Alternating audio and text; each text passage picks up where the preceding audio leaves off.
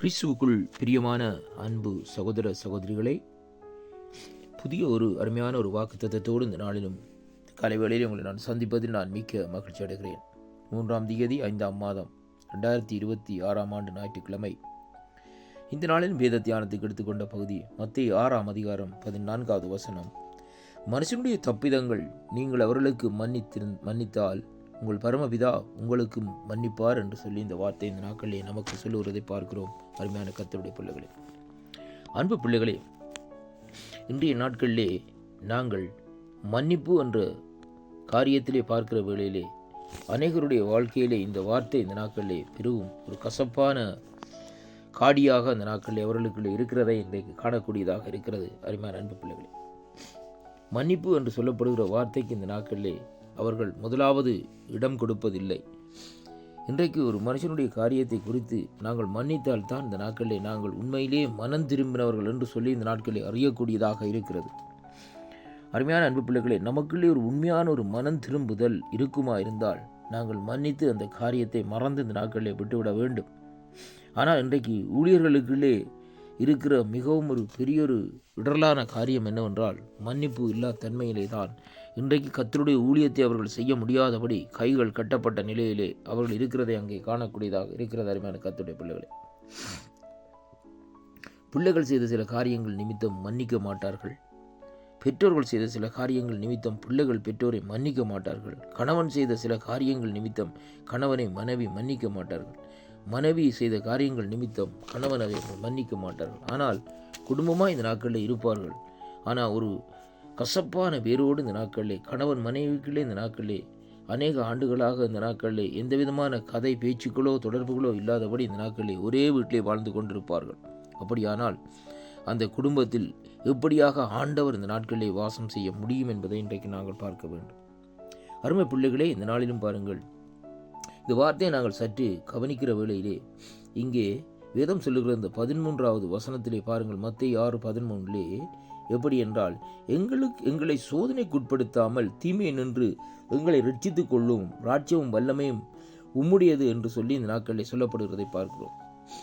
அங்கே இந்த ஜெபத்திலே ஆண்டவர் கற்றுக் கொடுக்கிறார், எங்களை சோதனைக்குட்படாதபடி எங்களை தீமை நின்று ரட்சித்துக் கொள்ளும். ஒரு மனுஷனுக்குள்ளே மன்னிக்கிற தன்மை இந்த நாட்களிலே இருக்குமா இருந்தால்தான் அவன் ஒரு சோதனைக்கு உட்படாத மனுஷனாய், ஒரு தெளிந்த புத்தி உள்ளவனாய் இந்த நாட்களிலே தேவனோடு நடக்கிற மனுஷனாய் இந்த நாட்களிலே இருப்பான். அவனுடைய வாழ்க்கையிலே அவனுக்குள்ளே எந்த சஞ்சலமோ எந்த தவிப்புமோ இந்த நாட்களில் இராதபடி சந்தோஷமாக ஒரு விடுதலையோடு இந்த நாட்களிலே அந்த ஆத்துமா ஆண்டவரை ஆராதிக்கிறதை காணக்கூடியதாக இருக்கிறது. அருமையான கர்த்தருடைய பிள்ளைகளே, நம்முடைய வாழ்க்கையிலே இந்த மன்னிப்பு இல்லாத தன்மை என்பது மிகவும் ஒரு பெரிய ஒரு சோதனையாக இந்த நாட்களில் இருக்கிறது. அந்த சோதனைக்கு இந்த நாட்களில் தப்பித்து கொள்ள வேண்டும். இன்றைக்கு உன்னுடைய சகோதரனை, உன்னுடைய சகோதரியை இந்த நாட்களில் உன்னுடைய குடும்பத்தில் உறவினர்களை நீ மன்னியாதபடி இந்த நாட்களிலே கர்த்தருடைய ஊழியத்தை இந்த நாட்களில் செய்து கொண்டிருப்பாயா இருந்தால் நீ செய்கிற ஊழியம் இந்த நாட்களிலே விருதாவான ஊழியமாக அந்த நாட்களில் இருக்கிறது. அந்த ஊழியத்திலே எந்த விதமான பலனுமே இல்லை. நீ எவ்வளவு நேரம் நீ ஜெபித்தாலும், நீ எவ்வளவு காரியத்தை நீ அங்கே இந்த நாட்களில் காணிக்கைகளை ஆண்டோட ராஜ்யத்துக்கு கொடுத்தாலும், என்ன காரியத்தை நீ செய்தாலும் அதிலே எந்த விதமான பலவும் இல்லை. ஏனென்றால் அங்கே முதலாவது தன்மை எப்படியாக இருக்கிறது, மன்னிப்பை குறித்து தான் இந்த நாட்களிலே பார்க்கக்கூடியதாக இருக்கிறது. அருமையான கர்த்தருடைய பிள்ளைகளே, 15வது வசனத்தை வாசிக்க போமா இருந்தால் வேதம் சொல்லுகிறது, மனுஷனுடைய தப்பிதங்களை நீங்கள் அவர்களுக்கு மன்னியாதிருந்தால் உங்கள் பிதா உங்கள் தப்பிதங்களை மன்னியாதிருப்பார் என்றால், அப்படியானால் நீ செய்த உன்னுடைய அக்கிரமங்கள், உன்னுடைய பாவங்கள், உன்னுடைய சாபங்கள், உன்னுடைய கட்டுக்கள் எல்லாவற்றையும் பிதாவாகிய தேவன் இந்த நாட்களிலே மன்னியாதபடி இந்த நாட்களில் இருப்பார். அப்படியானால் இந்த நாட்களில் நீ பாவத்திலே பிறந்து பாவத்திலே வாழ்ந்து பாவத்திலே இந்த நாட்களிலே மரிக்கிறவனாய் இந்த நாட்களில் இருப்பாய். ஆனால் ரட்சிக்கப்பட்டேன் என்றொரு நம்பிக்கை இந்த நாட்களிலே, அதாவது உன்னுடைய இருதயத்திலே உன்னுடைய ஒரு மூட நம்பிக்கையாக உன்னுடைய இருதயத்திலே இருக்கும். அதனாலே அப்படியாக நீ பரலோக ராஜ்யத்துக்கு செல்ல முடியாது.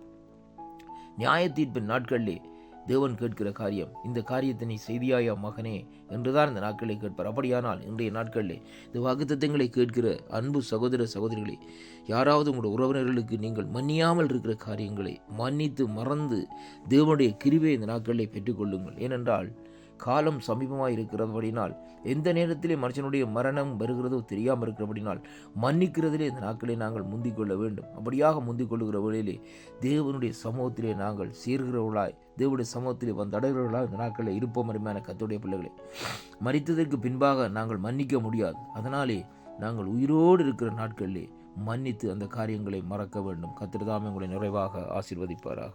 ஆமென்.